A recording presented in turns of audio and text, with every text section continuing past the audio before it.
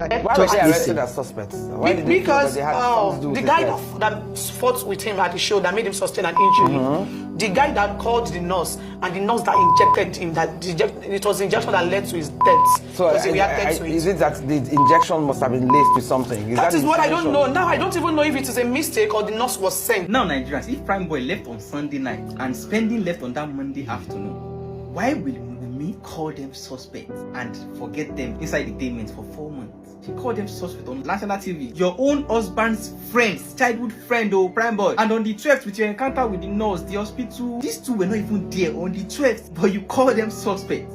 The nurse has been acting so nonchalant since the death of my husband. She's been clubbing, and the nurse has been out there enjoying living her life, and and now me, I'm out into all state. I cannot even live my life. Oh, the nurse had been clubbing, blah blah blah. You go, what were you doing? What have you been doing?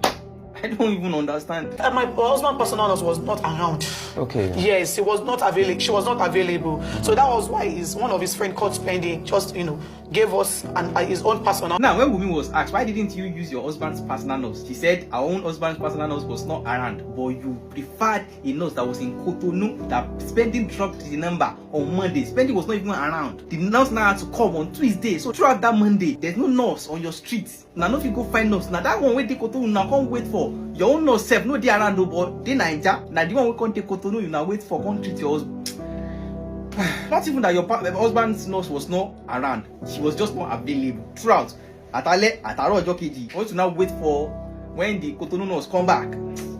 Not so you don't know from anywhere, Abi. Well, even not from one of the artists, I don't want to mention his name publicly, that had to fight back. That why do you have to do this to this man? And, he got back to Nigeria feeling sick. It was a few weeks after that he even died. Like, he got back, I think, August ending, and he died September 12. He got back very sick. Like, his whole family had to come over to visit us. Do you understand? So, they made life so obvious. That's one thing that, because, even if You know that the interview was months ago. Like, we still deliberately mentioned that Mohbad was bullied abroad before he came back, like a month before he died, bullied by record labels. So, like, and you're still talking about the nurse. Like, who are you pointing? You're pointing finger to nurse, pointing finger to bully, pointing fingers to his friends, pointing finger to the papa.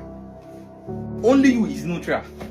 And you know what actually happened. there are some people that you people should not even that guy that listens to his voice, ẹjọ́ tó mọ̀ ẹ má ṣe bí pé ẹ̀dí mọ́ platform yẹn ẹjọ́ ó lè lọ fi tó ọ̀pọ̀ mi lọ́la ẹjọ́ ó lè lọ fi tó ọ̀pọ̀ mi lọ́la ẹjọ́ ó lè lọ fi tó ọ̀pọ̀ mi lọ́la ẹjọ́. Now this is a voice note that leaked that Wunmi was allegedly saying ó lè lọ fi for ọkọ mi lọ́la, it can go and favour my husband tomorrow.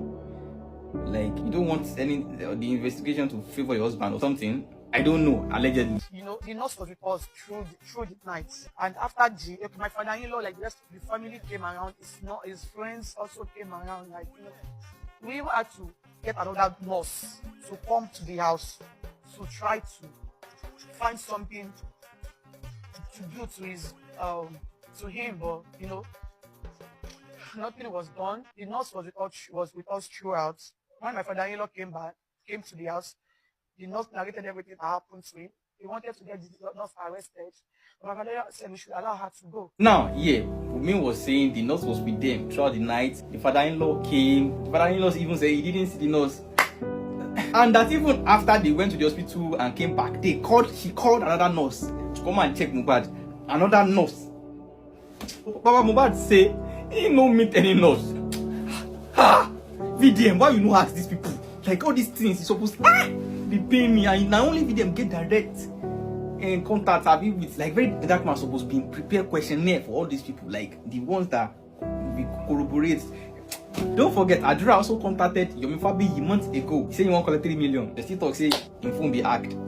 We Adura been talk saying Sabi waiting by Mohbad saying get evidence. Now you see how they successfully want to confuse all of us Nigerians and they scatter the case. Abi? Now what you all need to understand is that for this kind of case to be settled, we have to be actually pinned on someone we have to take the fall.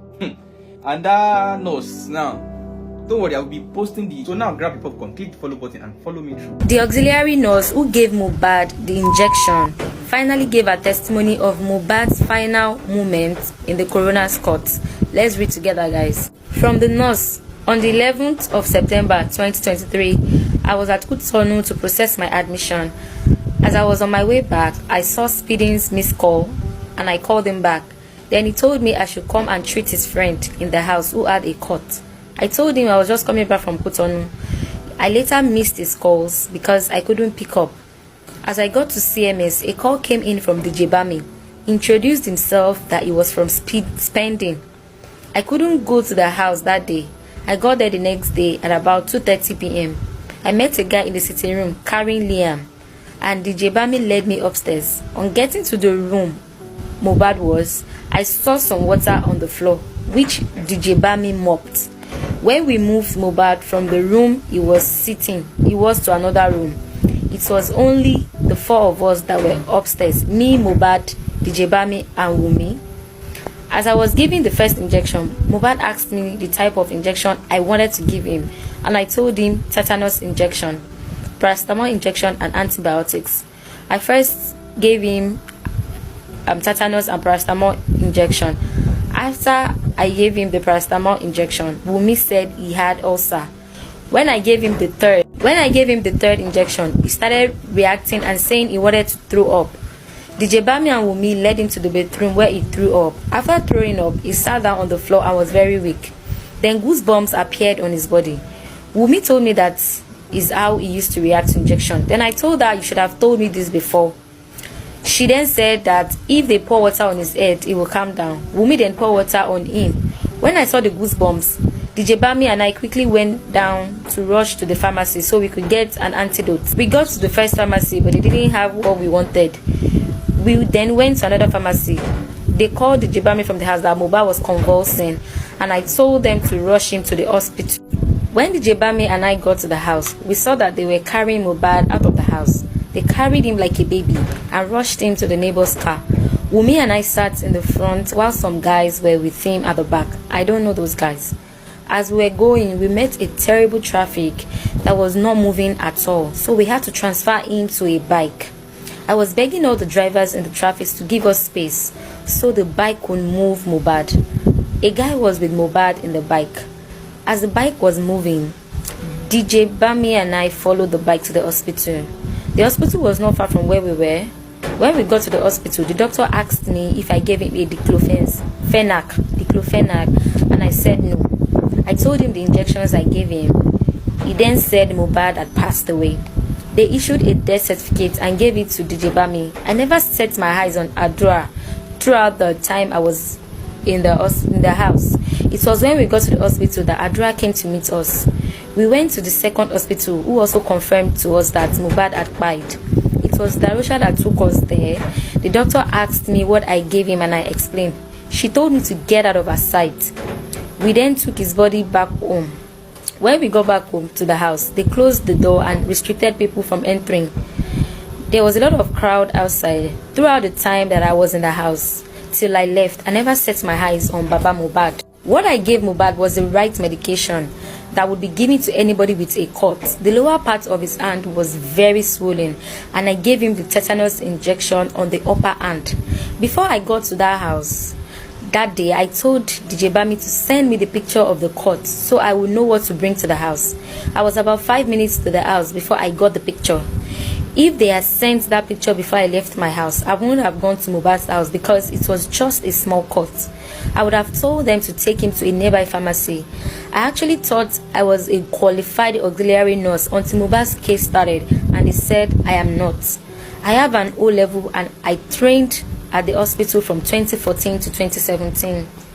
I knew Spending through a referral, and he has recommended many people to me before Mohbad's incident.